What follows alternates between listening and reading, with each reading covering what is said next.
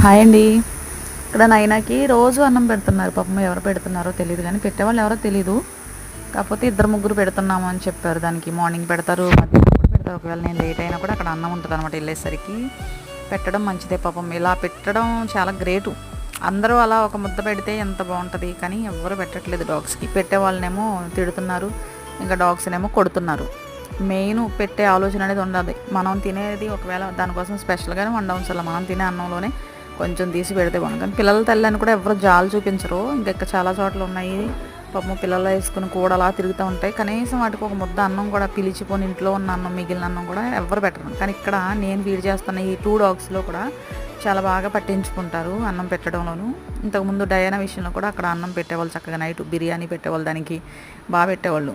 ఇప్పుడు ప్లేస్ మార్చిన తర్వాత వాళ్ళు పెట్టట్లేదు, దూరం అయిపోయిందని నేనే పెడుతున్నా. దీనికి మాత్రం డైలీ పెడతారు, కాకపోతే అన్నము అక్కడ తినలేదు అనమాట, అందుకే తీసి పక్కన